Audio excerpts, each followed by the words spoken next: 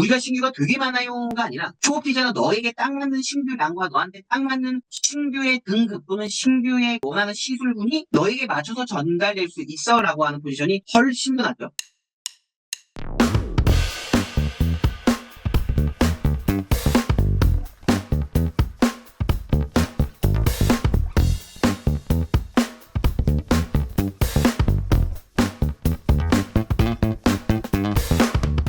자, 오늘의 이야기는 SNS를 다루는 방법인데 구인 관련된 부분들입니다. 자, 우리가 이제 구인을 기준으로 이제 SNS를 하겠다라고 했을 땐 이게 타겟이 좀 있으면 좋아요. 요즘 스타일은 뭉뚱그려서 우리 좋습니다, 우리 괜찮아요 라고 설명하기보다는 예를 들어서 디자이너에 적합한 게시물을 잡는다라고 하거나 아니면 인턴을 유입하는 데 적합한 게시물을 하거나 조금 더 뚜렷한 타겟팅을 기준으로 해서 SNS를 진행했을 때 성공률이 높다라고 보시면 좋을 것 같습니다. 감사하게도 이제 타사보다 이제 우리 브랜드의 영향력이 크다 보니까 어떻게 보면 남들보다는 유리하다라고 생각을 해요. 이제 접근성도 좋고 그리고 노출도도 좋다 보니까 타 브랜드에 비해서 지역 내 압도적인 효과를 낼 수 있을 걸로 보여지긴 하는데 그럼에도 불구하고 우리가 이제 이 부분들을 진행할 때 조금 더 뭔가 구인의 목적이라든가 의도라든가 타겟이 좀 명확하면 좋겠다라는 생각이 들어서 먼저 말씀을 드립니다. 디자이너 관련된 부분들로 구인을 하겠다라고 하면 먼저 디자이너를 구분을 해야 돼요. 초급 디자이너와 중급 그리고 고급 디자이너에 대한 부분들로 구분할 필요가 있는데 여기서 여러분들 이해하실 부분들이 한국의 지금 평균 오픈 연령대가 28세 정도가 됩니다.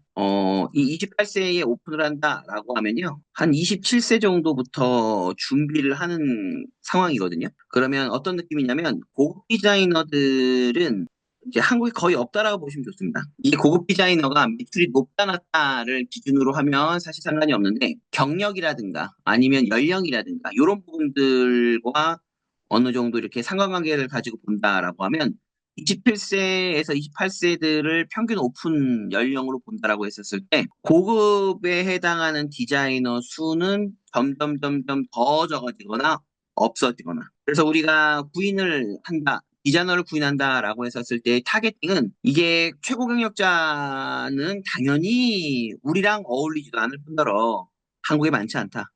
그래서 어떻게 보면 초급 디자이너와 중급 디자이너를 타겟팅해서 우리가 SNS를 디자인하는 것이 훨씬 더 유리하다라는 느낌을 말씀을 드리고 싶어요.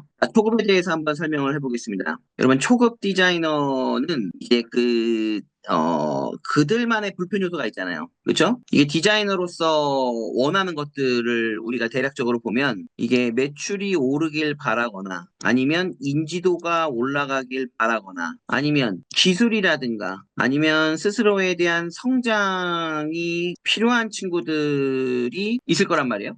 그러니까 매출을 원하거나 유명해지길 원하거나 아니면 기술적으로나 아니면 본인이 약간 성숙해지는 걸 원하는 형태가 있을 거야. 거의 세 가지라고 볼 수 있을 것 같아요.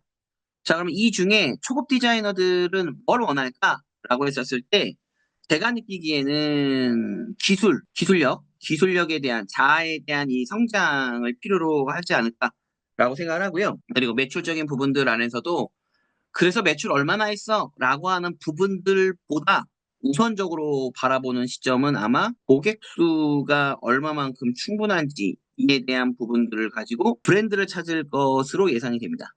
다음 다시. 자, 고객 수에 대한 여유로움. 이라고 하는 것과 기술이라든가 그 외 스스로에 대한 성장을 이제 원하는 등급이잖아요. 초급 디자이너가. 그러면 고객 수를 우리가 충분히 안을 수 있는 좀 더 유입할 수 있는 그런 우리 지점에 또는 우리 브랜드의 힘을 SNS에 노출을 하거나 아니면 기술적인 부분들과 내면의 성장을 지원할 수 있는 또는 그런 것들이 조금 더 원활하게 성장할 수 있는 그런 내용들을 우리가 SNS에 노출했을 경우에 초급 디자이너들의 유입이 좋아진다는 거지. 자, 좀 더 디테일하게. 자, 고객 수에 대한 성장이 가능하다라고 했었을 때, 이렇게 해석하셔도 좋을 것 같아. 한국의 지금 경기가 어렵다 보니까 어느 브랜드도 여유로운 고객 수를 보유할 수 없어요. 어느 것도. 자, 그럼에도 불구하고 우리가 이런 부분들의 타겟팅을 하는 그런 광고를 해야 될 때는, 아니, 고객 수가 엄청 많지 않은데 고객 수 많다라고 거짓말을 할 수는 없잖아. 그치? 자, 그래서 조금 더 우리 지점에 또는 초급 디자이너의 성향에 딱 맞는 고객수로 한정 지을 필요가 있어요. 예를 들면 한 디자이너당 80명, 초급 디자이너가 80명의 신규를 받는데 이게 쉽지 않죠? 80명의 신규를 받는다는 건 경쟁사가 아예 없으면 가능해요. 경쟁사가 아예 없거나 아니면 SNS 최적화야. 너무 유명해 SNS로. 이러면 80명이 가능할 수 있어. 근데 그게 아니고서는 사실 80명 이상의 신규가 쉽지 않아. 않아. 뭐 물론 우리 지점 안에서도 이런 게 가능한 집도 있고 그렇지 않은 집도 있을 걸로 예상이 되고. 자, 그럼 80명의 신규라고 하는 부분들에 있어서 이만큼의 신규가 다 온다라고 했었을 때 그러면 만족을 시킬 수 있는 퍼센테이지는 몇 프로냐? 사실 이게 중요한 거잖아. 왜? 고객 수가 많았으면 좋겠다라고 하는 것이 매출에 영향을 미친다라고 판단하는 건데, 고객 수가 많은 것이 매출에 영향을 미친다라는 건 맞는 이야기이기는 해. 신규 고객이 매출에 영향을 미친다? 이건, 글쎄요. 이건 멋있는 게 아니야. 왜냐면, 저희가 신규를 많이 들이기 위한 목적은 매출을 올리고 싶어서가 1번이 아니라 우리가 보유할 메인 고객의 확보량이야. 쉽게 얘기하면 고정 고객, 제반 고객에 대한 총량을 높이기 위한 기본형이 신규의 고객인 거지. 이게 매출을 만들기 위해서 신규를 유입하는 거는 되게 위험한 거죠. 그러면 그 지역에서 고객들을 만약에 다 신규를 다 썼어. 다 써서 매출 다 했어. 근데 고정이 쌓이지 않았어.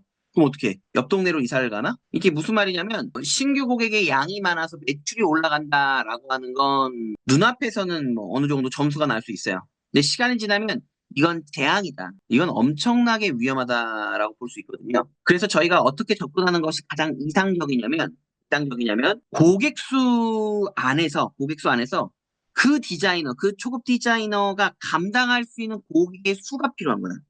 80명이 필요한 게 아니라 이 디자이너가 소화할 수 있고 이 디자이너가 집중할 수 있고 이 디자이너가 성장 가능한 상황에 딱 맞는 뭐가 필요하다고? 신규의 양이 필요한 거야. 신규의 양. 그러니까 우리가 신규가 되게 많아요가 아니라 초급 디자이너 너에게 딱 맞는 신규량과 너한테 딱 맞는 신규의 등급 또는 신규의 그 원하는 시술군이 너에게 맞춰서 전달될 수 있어라고 하는 포지션이 훨씬 더 낫죠. 이것도 어려운가? 어렵나요? 어렵죠. 어려울 수 있어. 근데 80명, 100명을 신규로 몰아주는 것보다는 훨씬 쉬워. 이게 사실 쉽다, 어렵다를 가늠하는 그런 상황이 아니라 엄밀히 따지면 이건 머스트여야 하는 거야. 쉽다, 어렵다 이게 아니야. 무슨 말이냐면 많은 신규를 가지고 비즈니스를 뛰는 것이 메인이 아니라 소화할 수 있는 신규의 양, 재방 고객이 될 수 있는, 고정 고객이 될 수 있는, VIP가 될 수 있는 신규의 양이 중요하다는 거야. 거기에 대한 부분들을 어필을 하고 거기에 대한 부분들을 중심으로 뭘 한다. SNS에 대한 노출을 준비하는 것이 이상적이다. 라고 하는 부분들이 첫 번째로 필요하다고 생각합니다. 자, 두 번째는 기술적인 부분들과 다 어떻게 보면 동기부여에 대한 부분들이죠. 여기에서 기술적인 건, 이 디자이너의 기술이라는 게 약간 케바케이긴 해요.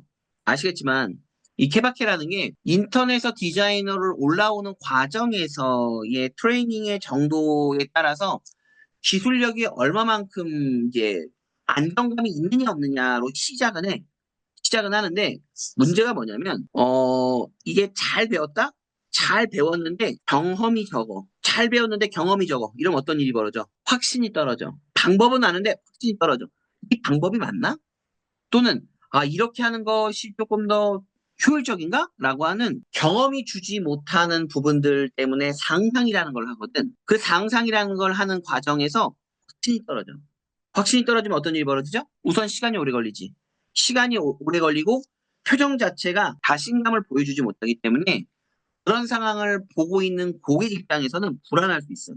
그럼 고객 입장에서 불안하면 질문을 많이 하거나 날카롭거나 예민해져. 만약에 이런 부분들이 드러나지 않았다 하더라도 긍정적이지 않고 퀘스천을 보여줄 수 있는 그런 시선으로 디자이너를 바라볼 수 있지. 자, 뭘 말씀드리고 싶냐면 우리가 안정적인 성장을 시켰어, 디자이너로. 근데 경험치를 그에 맞게끔 받쳐주지 못한다라고 하면 기술의 확신이 더해지지 않다 보니 뭐가 문제가 되는 거야? 객단가를 올리기가 어렵다 또는 고객 만족을 이끄는 데 어려움이 있다.